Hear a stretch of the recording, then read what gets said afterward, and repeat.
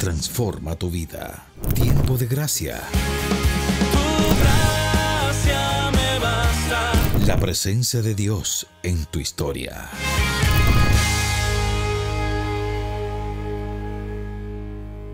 En el nombre del Padre, del Hijo y del Espíritu Santo. Amén. Todos vamos a pedirle al Espíritu Santo que venga en nuestra debilidad, en nuestro auxilio, en nuestras limitaciones, como el día que vino a los apóstoles cuando estaban en el cenáculo, estaban en oración, y el Espíritu Santo vino como lenguas de fuego. Hay que pedir que estas lenguas nos den a nosotros la gracia de poder hablar de las maravillas de Dios. Sin el Espíritu Santo no te atrevas a entrar al texto, porque vas a encontrar un texto, pero si tú invocas al Espíritu Santo no vas a encontrar un texto, sino que te vas a encontrar con la palabra de Dios. Es necesario, es fundamental, esencial, este acto de humildad. Si nosotros no lo hacemos, estamos confiando mucho más en nuestras propias capacidades, en los estudios que hemos realizado. Ponernos ante la presencia del Espíritu Santo es un acto de necesidad profunda del corazón, de reconocimiento de nuestra pobreza. Bienaventurados los pobres, porque de ellos será el reino de Dios. Por lo tanto, invoquemos el Espíritu Santo. Pidamos el Espíritu Santo. He insistido muchas veces en esta petición y no es un juego, no es algo que tenemos que hacer de manera mecánica o por hacerlo. Es la realidad, es el sustento de nuestra vida interior. Sin el Espíritu Santo no hacemos nada. Sin el Espíritu Santo nos vamos a cansar y vamos a perder el sentido de nuestra vida y también de estar leyendo la palabra de Dios. Lo que necesitamos con el Espíritu Santo es alimentarnos de la palabra de Dios. Y esta palabra se presenta como un manjar exquisito para que nuestro ser pueda robustecerse y pueda experimentar la fe. Ven, Espíritu Santo. Ven en nombre de nuestro Señor Jesucristo. Ven por la poderosa intercesión de la Virgen María a todos nosotros. Ven, Espíritu Santo, llena los corazones de tus fieles. Enciende en ellos el fuego de tu amor. Envía a tu Espíritu, Señor, y renovarás la paz de la tierra. Dios Padre Todopoderoso, en nombre de nuestro Señor Jesucristo, te pedimos, te suplicamos, que envíes el Espíritu Santo a todos nosotros que estamos aquí, y que esta palabra que vamos a meditar se haga vida en nuestros corazones. Amén. Amén. Este domingo vamos a vivir una celebración muy especial que es el cuerpo y la sangre de Cristo, el Corpus Christi. Por lo tanto, vamos a encontrar en las lecturas esa semejanza donde el Señor desde el Antiguo Testamento, Dios Padre, nos va preparando para que cuando llegue su Hijo nos pueda entregar el cuerpo y la sangre de Cristo. Entonces, en la primera lectura, tomada del libro del Génesis, vamos para el Génesis, capítulo 14, versículo del 18 al 20, vamos a encontrar la siguiente lectura, que dice así. También Melquisedec, que era rey de Salem y sacerdote del Dios Altísimo, sacó pan y vino y bendijo a Abraham con estas palabras: que te bendiga el Dios Altísimo, creador del cielo y de la tierra, y alabado sea el nombre de Dios Altísimo que te hizo vencer a tus enemigos. Entonces Abraham le dio a Melquisedec la 10ª parte de lo que había recobrado. Palabra de Dios. Te alabamos, Señor. Bueno, lo primero que encontramos, ¿qué dice la palabra? En que en aquellos días Melquisedec, rey de Salem. Ok, entonces la etimología del nombre. Melech significa rey y Salem significa paz. Entonces, conclusión. Rey de paz. Rey de paz. Nos encontramos Melquisedec, rey de paz. ¿Y qué continúa diciendo la palabra, Efraín? Dice, sacerdote del Dios Altísimo. Ok, del Dios Altísimo, el Dios eterno, el Yom, se dice el John, o sea, unido. El John, no el John, o sea, John Jairo, algún ejemplo, vamos a entender. Yo tengo amigos que llaman John Jairo, y le dicen el John. No, acá va unido. El John, que significa el Dios Altísimo, que es una experiencia que tiene precisamente toda esta cultura, porque antes Jerusalén, de ser, diríamos nosotros, yaveizada, conquistada por el rey David, era una ciudad que pertenecía a la mentalidad cananea. De esto nosotros tenemos muchos estudios y conocimientos después, porque primero toda esa franja que ahora se conoce como Israel fue cananea. Primero fue habitado por los cananeos y ellos fueron una civilización muy fuerte que tenían su panteón, tenían sus dioses y todo su sistema, diríamos, cultural bien organizado. Por lo tanto, Israel no existía. Era un grupo, el grupo de Moisés que había escapado del desierto y había llegado y se había establecido en esas tierras que se debilitaron porque el imperio egipcio y el imperio hitita entraron en una guerra y por lo tanto esto afectó civilmente el interno de los cananeos y por eso se derrumbó el imperio cananeo y los israelitas llegaron precisamente en ese momento crítico. Así que todo este contexto histórico es necesario saberlo y por qué este señor se aparece, Melquisedec, rey de Salem, es decir, Melquisedec, que es originario de este espacio. Sigue, Efraín. Y fíjese que me llama la atención también de que él siendo sacerdote del Dios Altísimo y estando en el Antiguo Testamento no hace un sacrificio de animal sino de pan y vino, que son Ok. cosas muy elementales propias de la naturaleza. Ok, pero entonces sigamos la lectura de manera y después nos metemos allá. Dice, también Melquisedec era rey de Salem y sacerdote del Dios Altísimo. Ok, ya explicamos que este nombre de Dios es pre-israelita y que es el nombre prácticamente cananeo que después se va a yaveizar, por decirlo así. ¿Qué significa eso que se va a yaveizar? Que va a tomar la esencia de lo que es Dios Padre. Y se va a anular ese ídolo, ese nombre va a pasar a integrarse, ¿ves?, a la experiencia de Dios. Es decir, esa experiencia de Dios cananea va a sufrir una transformación. El pueblo de Israel va a yaveizar, es decir, a comunicar la presencia de Dios y por lo tanto se va a dar un crecimiento en la espiritualidad. Ok. Sí. Dice, sacó pan y vino Uh-huh. y bendijo a Abraham con estas palabras. Entonces mira que este es un sacerdote que pertenece, es pagano y tiene, a pesar de que es pagano, tiene unas novedades, ¿ves? Como tú le acabas de indicar, que en vez de ofrecer un sacrificio de animales, lo ha cambiado por el pan y el vino. Y aquí tenemos nosotros como que una inquietud. Ya. Esto es lo importante de hacer la lección. Así que yo estoy compartiendo con ustedes esto y con Efraín, porque esa es la manera en cómo ustedes tienen que hacer la lección. Incluso cuando no estemos nosotros, ustedes tienen que coger la primera lectura y así ir preguntándose, ir buscando en diccionarios, en pie de página, en paralelos, en lo que las Sagradas Escrituras traen en la parte posterior. Aquí traen mapas y traen unas pequeñas tablas cronológicas, épocas del Antiguo Testamento, y también traen un índice temático.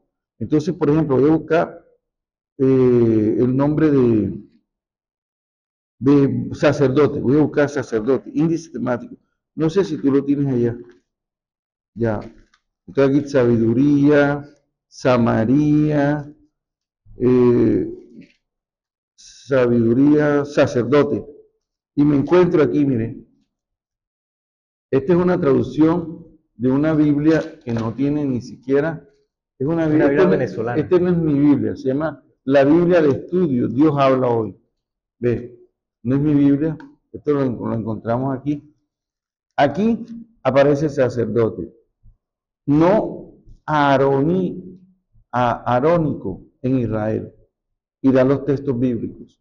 Después sacerdotes arónicos, refiriéndose a Aarón, da los textos bíblicos, sacerdotes idolátricos.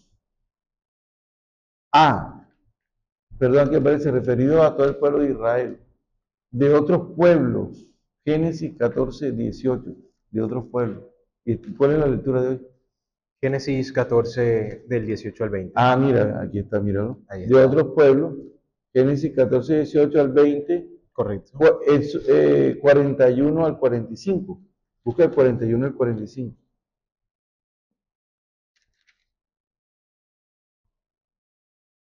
Capítulo 41. Aquí está.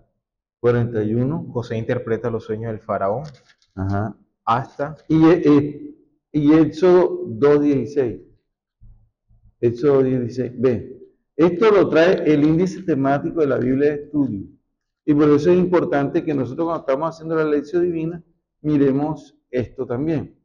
Porque nos va a ayudar muchísimo. Y vamos buscando en la Biblia, vamos llegando a una conclusión.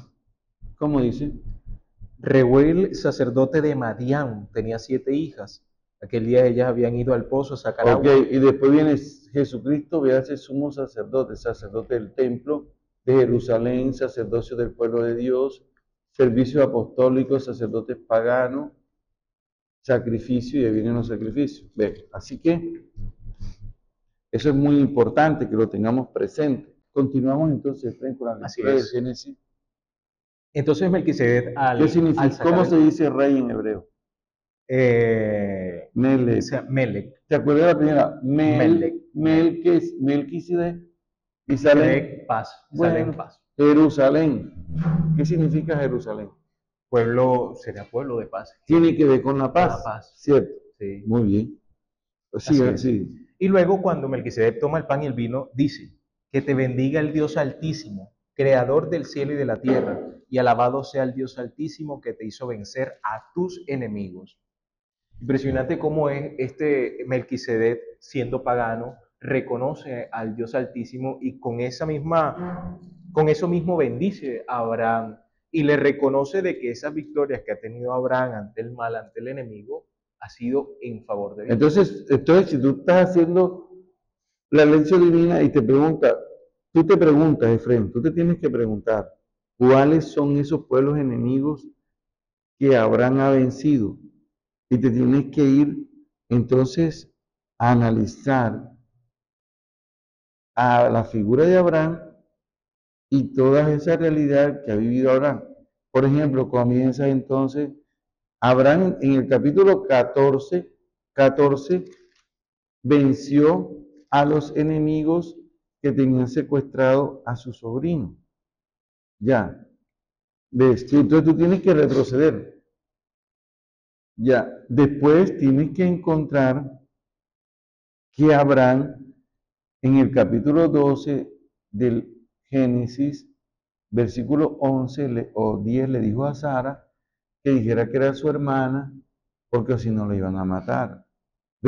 Si tú te preguntas, si ustedes están haciendo la lección comunión, comunidad, algunos de ustedes se tienen que preguntar, bueno, ¿y cuáles son esos enemigos? Lo mismo que yo me estoy preguntando. Ya.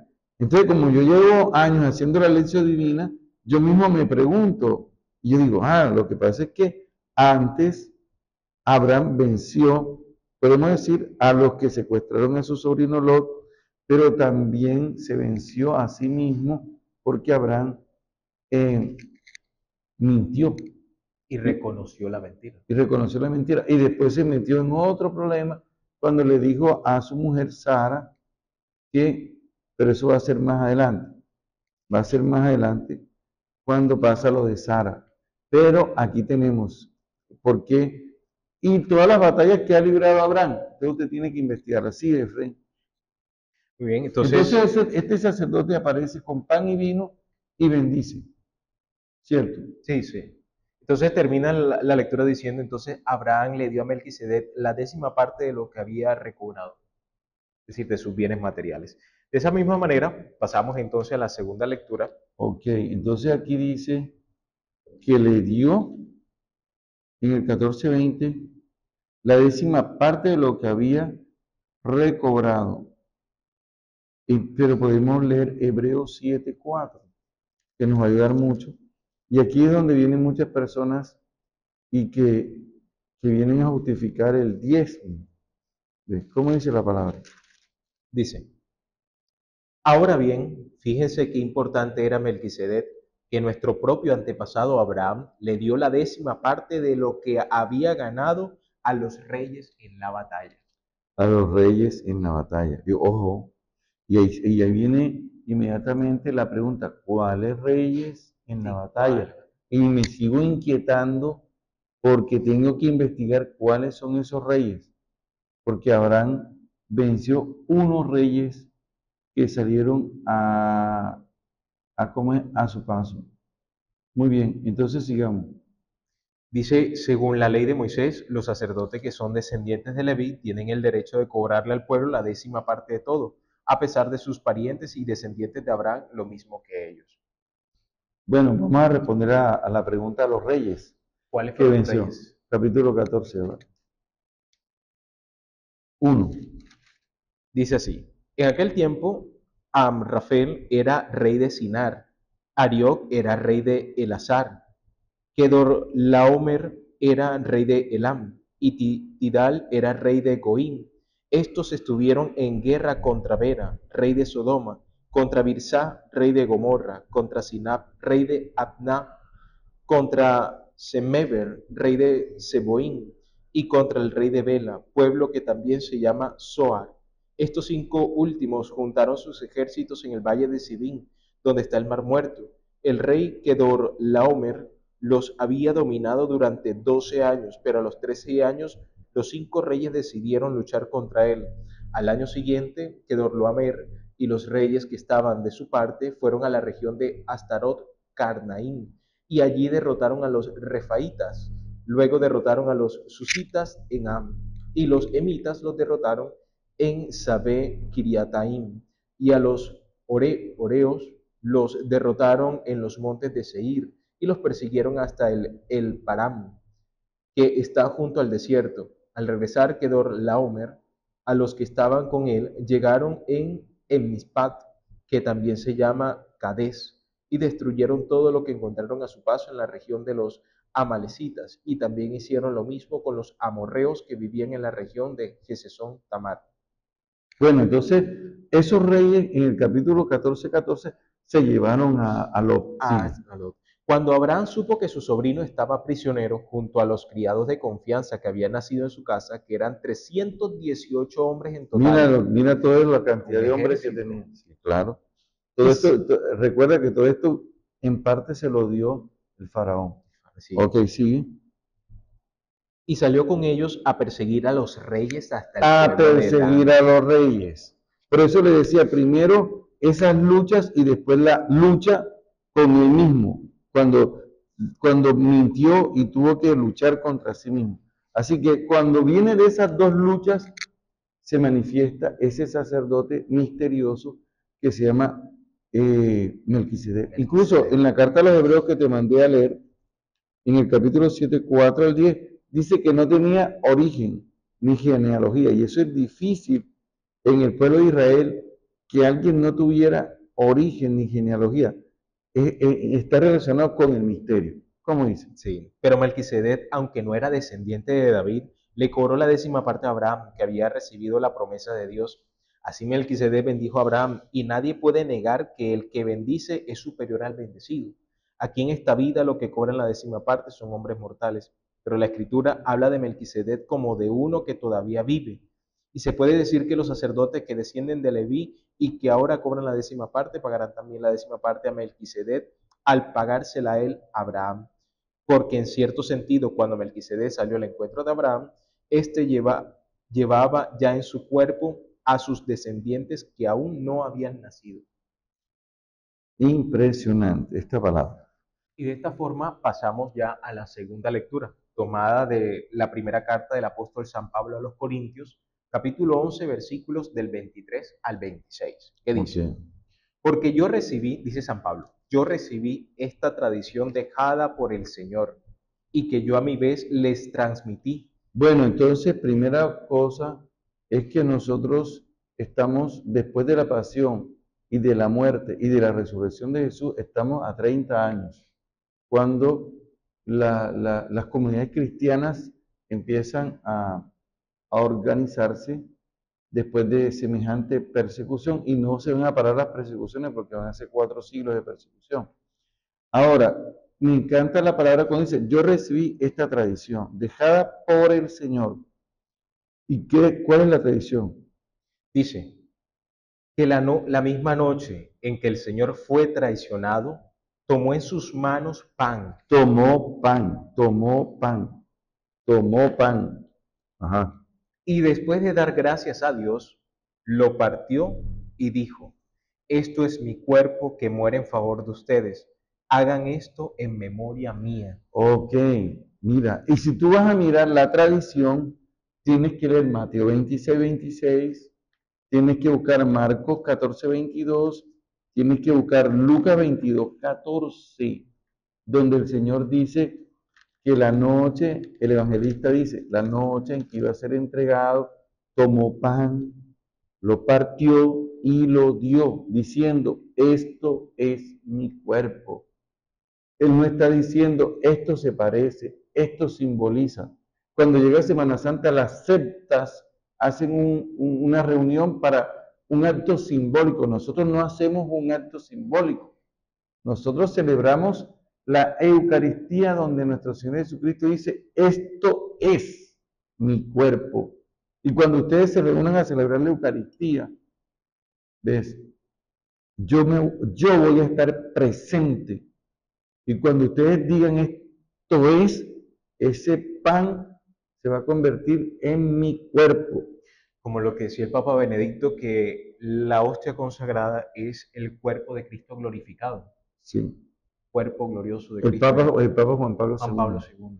Sí, y la iglesia vive de la Eucaristía. Ahora, miren ustedes. Cristo, los apóstoles creyeron, porque yo me hacía esta pregunta cuando estaba niño. ¿Cómo el pan se convierte en su cuerpo? ¿Cómo? Eso no cabía en mi cabeza cuando yo estaba preparándome para la primera comunión. Claro, comprendí dije, claro, porque él, cuando estaba en el seminario, claro, porque cuando él dice al leproso queda limpio, el leproso queda limpio inmediatamente, dice Marcos 1:40. Cuando él le dice al paralítico, levántate, el paralítico se levanta inmediatamente en el capítulo 2 de Marcos. Cuando le dice en el capítulo 3, el hombre que tiene la mano tullida, le dice, extiende la mano, el hombre extiende la mano. Si Jesús lo que dice se cumple, cuando él tiene el pan, él dice, esto es mi cuerpo, ese pan se convierte en su cuerpo por el poder de su palabra, ya que Jesucristo nuestro Señor lo que dice se cumple. Él no dijo esto se parece, esto significa, esto simboliza. Esas son ideas protestantes que surgieron en la época de Martín Lutero y con los teólogos Bultmann y toda esta gente para quitarle, minarle fuerza al sacramento de la Eucaristía. Por lo tanto, no se dejen ustedes, y quiero que ustedes en este momento con la palabra de Dios se fortalezcan, y gracias a Dios que vamos a vivir este sacramento de la Eucaristía. Todas las parroquias. Así es, y fíjese que también él, para demostrar ese poder que tiene en su palabra, cuando le bajan al que está en la camilla, él dice, el mismo poder con el que yo tengo para perdonar pecados, es el mismo poder que tengo para decirle al paralítico, levántate. Y le dijo, levántate, y se levantó para hacerle ver de que él también podía incluso perdonar los pecados, que era algo totalmente Inaudito. Sí, para ellos inaceptable incluso. Okay. Entonces, seguimos en la carta de 1 Corintios 11, del 23 al 26. Dice, recibí que yo a mi vez les transmití, que la misma noche en que Jesús fue traicionado... Por eso nosotros creemos en la tradición de la iglesia, cosa que no tienen los protestantes. Y nosotros tenemos documentos de los padres de la iglesia. Muchos protestantes se están convirtiendo al catolicismo cuando empiezan a indagar la verdad y llegan hasta los límites de los primeros siglos y se encuentran con los padres de la iglesia y descubren los tesoros hermosos que nos han dejado ellos a través de sus escritos, donde describen la celebración de la Eucaristía. Hay un documento que se llama la Didache. Ahí está descrita la celebración de la Eucaristía. Sigue, Fred.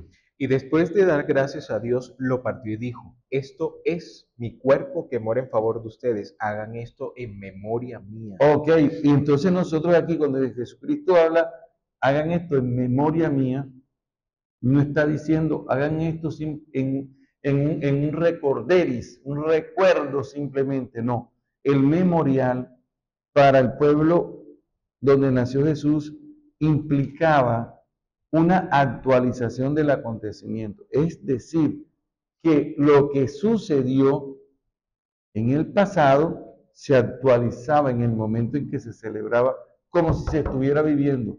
Y recuerden ustedes que el paso de la esclavitud de Egipto a la liberación, esa noche, dice el libro del Éxodo en el capítulo 14, que Dios Padre le recomendó que esto quedará perpetuo como un memorial. Y cuando él está hablando del memorial, él precisamente se está refiriendo, capítulo 13, se está refiriendo a la actualización del acontecimiento que realiza el Espíritu de Dios. Por lo tanto, nosotros no estamos celebrando algo del pasado, sino que el pasado se actualiza. De tal manera que los padres de Jesús, cuando iban a celebrar la Pascua, ellos no estaban celebrando algo que sucedió 1250 años atrás, sino que estaban participando del acontecimiento. Y cuando Jesús te dice, haced esto en conmemoración mía, Él te está haciendo partícipe del acontecimiento de la Eucaristía, donde Él se manifiesta entregando a través del sacrificio su vida y comunicándonos su cuerpo santísimo. ¿Cómo dice la palabra? Éxodo capítulo 13, versículo 10. Por eso deben celebrar este memorial año tras año en la fecha señalada, cuando el Señor los haya llevado al país de los cananeos, es decir, cuando les entregue el país según la promesa que le hizo a ustedes y a sus antepasados. Muy bien, perfecto. Y en el versículo 14, para que no se muera esto, se vuelve historia de salvación. Es decir, la historia nuestra se tiene que transformar en historia de salvación. Es decir, donde se conmemoran los acontecimientos, es decir, donde se actualizan los acontecimientos en que Dios ha estado presente. Es necesario escribir las realidades donde Dios interviene de una manera efectiva en nuestra historia para celebrar esto como historia de salvación. ¿Qué dice? Y cuando el día de mañana tus hijos les pregunten, ¿qué quiere decir esto? Le responderán, el Señor nos sacó con gran poder de Egipto donde vivíamos como esclavos. Cuando el faraón se puso terco en no dejarnos salir, el Señor hirió de muerte al hijo mayor de cada familia egipcia y a todas las primeras crías de sus animales. Por eso le ofrecemos al Señor todos los machos que nacen primero y damos una ofrenda como rescate por nuestro hijo mayor. Por lo tanto, como si tuviera una marca en el brazo o en la frente, este memorial les hará recordar a ustedes Como que si tuvieran una marca en el brazo o en la frente. Este memorial les hará recordar a ustedes que el Señor nos sacó de Egipto con gran poder. recordar, traer al corazón. Recordis, cordis significa corazón en latín, traer al corazón. Y Pero por eso, no como algo que pasó y que hay que recordar. Algo que al recordarlo se actualiza. a través de la acción del Espíritu Santo. Exactamente. Igual como lo que vivimos en Pentecostés, que la celebración de Pentecostés es un acontecimiento que pasó con los discípulos en los primeros siglos, pero que el Espíritu Santo a través del memorial nos hace vivir nuevamente un Pentecostés, que fue lo que vivimos recientemente en la diócesis del Banco. Ok. Continuamos ahora, vamos para el Evangelio. Vamos para el Evangelio tomado de San Lucas, capítulo 9, versículos del 11 al 17. Y dice así: Pero cuando la gente lo supo, lo siguieron, y Jesús lo recibió, les habló del reino de Dios y sanó a los enfermos. Primero les habla, luego los sana. Sí, esa es la dinámica. Primero escuchar la palabra de Dios, meditarla, compartirla, porque nosotros ahora mismo estamos en la etapa de escuchar, pero ya llegará el momento en que tenemos que compartirla, ¿sí? Cuando ya comenzaba a hacerse tarde, se acercaron a Jesús los 12 O discípulos sea que y le pasaron dijeron, todo el día escuchando a Jesús. escuchando. Y a veces nosotros ni una hora en misa queremos escuchar. Sí, no, se fastidia la gente. Empieza a cambiar, ya, se mueve, le entra un bailoteo. Ya, en plena misa. Sigue. Los discípulos le dijeron, despide a la gente para que vayan a descansar y a buscar comida por las aldeas y los campos cercanos, porque en este lugar no hay nada. Jesús les dijo, denles ustedes de comer. Ok.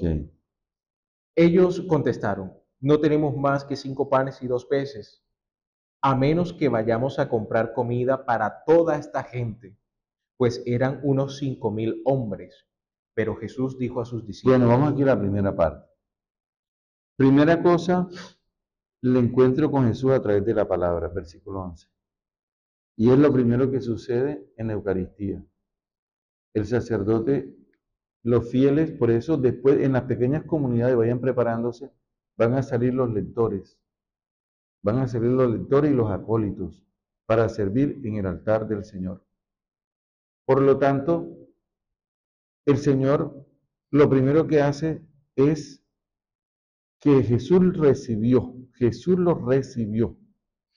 Y fíjate que en algunos templos hay unas personas recibiendo. que dan la bienvenida. Venga, allá hay un puesto, siéntense allá.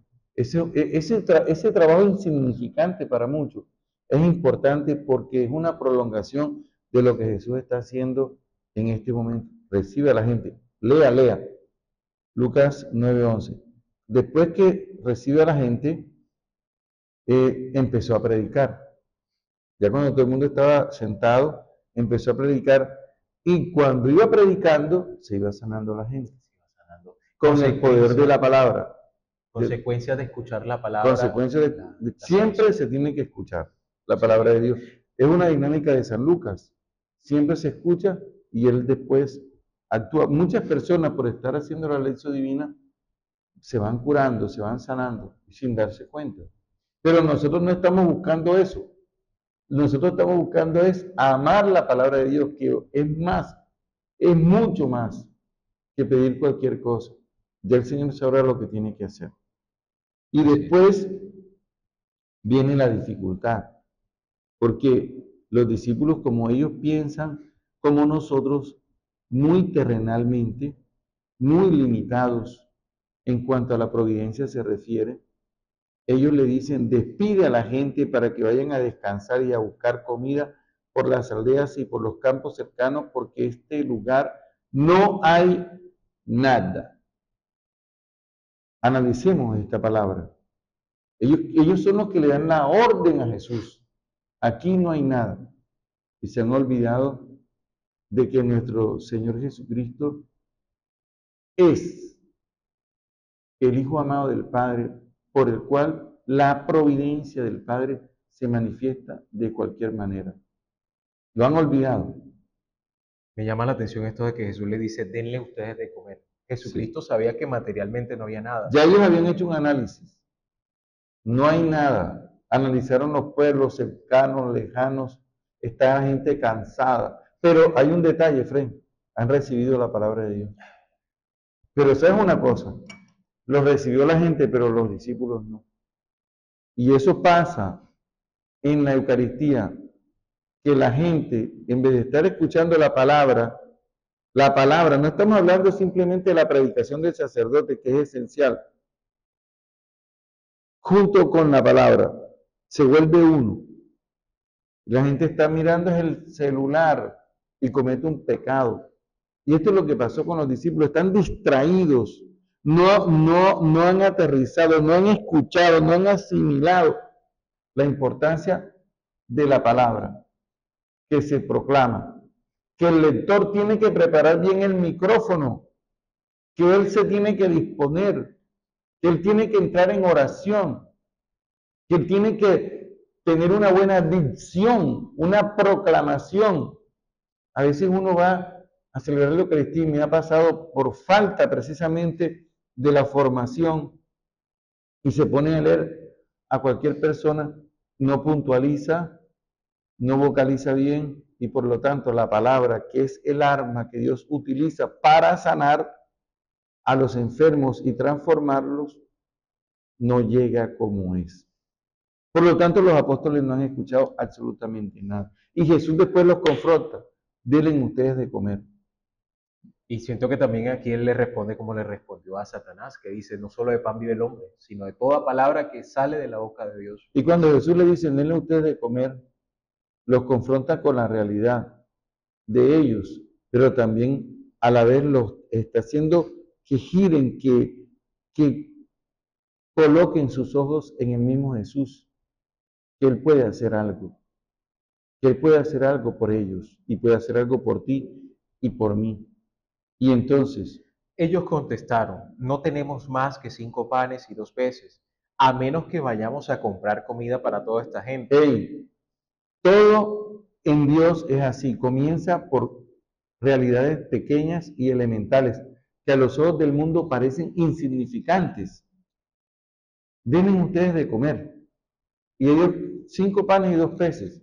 No reniegues, no maldigas cuando te encuentras con algo que no corresponde a tus expectativas. No, comienza por eso pequeño, por eso que a los ojos del mundo no significa nada. Inicia tu experiencia de fe con el Señor. Todo no se va a dar inmediatamente. A veces no nos resulta así. Recuerdo yo una persona que iba a hacer un examen para entrar a la universidad y había llegado tarde a esa experiencia y me llamó y yo le dije, entre a hacer el examen, no importa, no fue tu intención. Y la persona hizo el examen y salió adelante. Y así muchas personas que comienzan con un negocio, algo pequeño, en la familia, pequeñas cosas, gestos, y la esposa y el esposo, me acuerdo de mi padre y de mi madre, de manera clara, de cosas pequeñas, insignificantes, que dieron origen a un gran milagro. Y eso es lo que está pasando aquí. Así Sigue. es. Pues eran unos 5.000 hombres. Pero Lo mismo cuando vamos a construir un templo. no ¿Y dónde hay- vamos a sacar plata? Hombre, primero vamos a rezar. Primero vamos a confiarnos en que la respuesta no está en el dinero. ¿Ves? El dinero no es lo esencial. El dinero no es lo absoluto. Entonces yo estoy hablando que el dinero es malo. No. Primero hay que confiarnos en Dios, en su providencia, que todo lo puede. Y esa es la educación que Jesús, nuestro Señor, le está inculcando a los discípulos en ese momento. Que ellos aprendan, que se encuentren con la realidad. Nosotros nos hemos encontrado con la realidad de que no tenemos, no hay posibilidades, pero miramos al cielo y el Señor nos abre un camino. Pero primero, antes de entrar a darle poder a que no tenemos, lo primero que tenemos que confiarnos es en la providencia de Dios y no utilizar a Dios para que me esté dando dinero, porque el Señor no trabaja así. El Señor, hay riquezas como la palabra, su palabra, que nosotros tenemos que tener como algo muy grande, no solo de pan vive el hombre, sino de la palabra que sale de la boca de Dios. Continuamos.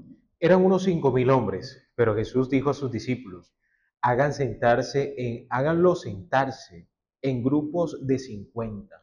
Exactamente. 5.000 Si eran hombres. 5.000 divididos entre 50, ¿ves? Unos 100 grupos, ¿De 100 cuánto? comunidades de 50. Bueno, saca bien la cuenta que estamos hablando con gente que es financiera. Saca, sí. A mí es que no me gusta equivocarme en eso, en los números. Ya. 5.000 dividido entre 50. 5.000 entre 50. 100, Ok. 100 comunidades. Mira. 100 comunidades. 100 comunidades. Entre 12. 100 entre 12. Entre 12. 8 comunidades por cada discípulo. 8 comunidades De por cada 50. discípulo. Encargados para atenderlos y llevarles el pan. Qué bonito, porque nosotros hemos iniciado este proceso en nuestras comunidades. Y aquí estamos descubriendo varios milagros. Antes de Jesús multiplicar los panes, ¿Cuántos milagros ha descubierto usted? Yo he descubierto 1, 2, 3 milagros. ¿Cuáles son? El primero, que no había nada. No, el primero es escuchar la palabra de Dios. Escuchar la palabra, las sanaciones. Es que- Escuchar la palabra, las sanaciones de las Ajá. enfermedades como consecuencia de escuchar la palabra. Sí. Que primero era un lugar deshabitado, Deshabitado. donde no había nada. No había nadie, aparecieron 5 peces. Eso es un milagro. Y Sigue. bueno, imagínense. El cuarto milagro, La organización de las comunidades. La organización de Y la el quinto comunidad. milagro, la multiplicación. El la acción de quinto, gracias. exactamente. Porque ellos se sentaron todos y luego Jesús, el quinto milagro es la Eucaristía. Porque estos mismos verbos, anótenlo, Jesús tomó en sus manos los 5 panes, miró al cielo, pronunció la bendición, los partió, Y lo dio. lo dio a son 4 verbos eucarísticos, que son los 4 verbos eucarísticos que Él, nuestro Señor Jesucristo, utiliza en la Eucaristía cuando la está celebrando, como aparece en el capítulo 22 de San Lucas, donde está la institución de la Eucaristía. Vamos a ver, ¿cómo dice? Versículo 18. Lucas 22, 18. Efraín, identifique los 4 verbos eucarísticos. Dice, después tomó pan en sus manos, habiendo dado gracias, dio gracias, Exactamente. lo partió y se lo dio a ellos ¿Se diciendo, da cuenta esto que es en la mi cuerpo. multiplicación de los panes Usa nuestro- los mismos los verbos. verbos? Y cuando Jesús resucitó, en el Evangelio de Lucas 24, 35, los discípulos de Maús lo reconocieron por los 4 verbos cuando partió el pan. Analícelo. Dice, versículo desde el 29, Dale. donde ellos le dicen, quédate con nosotros que anochece. Jesús entró pues a quedarse con ellos. Cuando ya estaban sentados a la mesa, tomó pan, habiendo dado gracia, lo partió y se los dio. En ese momento se le abrieron los ojos y reconocieron a Jesús, pero él desapareció, para decir, ahora mi cuerpo glorioso es el pan. Y eso es lo que realiza el sacerdote cuando está celebrando la Eucaristía. Y este domingo es propicio para orar por los sacerdotes, que nos dan la gracia, tienen el don para poder convertir, transformar a través de la acción del Espíritu Santo, el pan en el cuerpo y el vino en la sangre de nuestro Señor. Miren, en muchos pueblos de nuestra diócesis del Banco, hay lugares tan grandes que no tienen sacerdotes. Porque no pueden, un sacerdote se tiene que formar mínimo 7, 8 años, mínimo 8 años, para poder asimilar esta riqueza que se recibió por tradición. Y por lo tanto se tiene que preparar ese sacerdote. Y la comunidad, gracias a Dios que existen estos espacios, también se tiene que preparar para valorar ese sacerdote y hay que ayudarlo, porque una casa cural tiene agua, tiene luz, hay que pagar los servicios de esa agua, el templo necesita pintarlo, el sacerdote necesita su emolumento. Hay gente que nada más está pensando que el padre se robó esa plata. Oye, ven acá, el padre necesita sus emolumentos para comprarse sus cosas necesarias. De verdad que yo pido que no hablen así. Ya, no hablen así. Porque, mira, nada más piensa en el médico de ese pueblo. Ese médico de ese pueblo necesita, pues, y por eso cobra las consultas caras. ¿No? Nosotros los sacerdotes, ni siquiera, no vayas a decir cuánto vale una misa. No digas eso, porque la misa no tiene valor. No digas eso. ¿Cuánto es la donación que tengo que hacer? Porque a veces te damos un valor, 30,000 pesos, un ejemplo, pero ¿cuánto es la donación? A veces hay que dar más. Yo conocí mucha gente generosa en muchas parroquias y he conocido gente tuve una experiencia horripilante que yo fui a celebrar unos bautizos en unas fiestas patronales y una persona me dijo, ya viene el cura a llevarse la plata, para eso es que sirve. Y él no sabía que donde yo estaba debía luz, debía agua, debía en la tienda, porque a veces a veces nos fían. Estuve en una parroquia en el barrio del Concord donde un amigo tenía una tienda y siempre llevaba el mercado para la casa cural. Que Dios lo bendiga. Dios lo bendiga. ¿Ves? Y así he encontrado en mi camino gente generosa. Hay que apoyar a los sacerdotes y hay que pedirle a Dios que nos envíe sacerdotes, muchos sacerdotes, para que todos, yo pienso siempre en la diócesis, todos los días, Dios mío, regálame muchas vocaciones, muchos sacerdotes que amen tu iglesia, que se entreguen y que respondan a las necesidades de estos pueblos. Bueno, conclusión, el don de la Eucaristía. Qué gran don. Es el cuerpo del resucitado, dice Juan Pablo II en una de sus audiencias. No la tengo aquí, pero se las enviaré después. ¿Cuál es tu conclusión?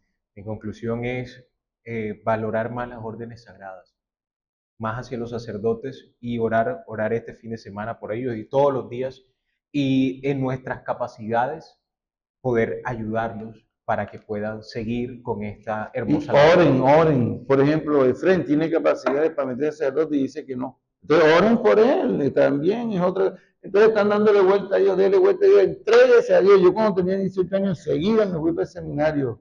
Mis mejores años se los he regalado al Señor. 18 hasta 25 años cuando me ordenó el diácono, el 23 de agosto del año 97. ¿Ah? Entonces se ponen a darle vuelta, entréguense a Dios y punto. Si tienes vocación, deja de estar dándole vuelta, entrégate. Mira, lo más hermoso cuando tú dices, tomó pan, dio gracias, lo partió y dijo, esto es mi cuerpo, que será entregado. Haced esto. Esas palabras son las que causan una transformación, y no solamente ahí en el altar, en la comunidad. Amén. Amén. Transforma tu vida. Tiempo de gracia.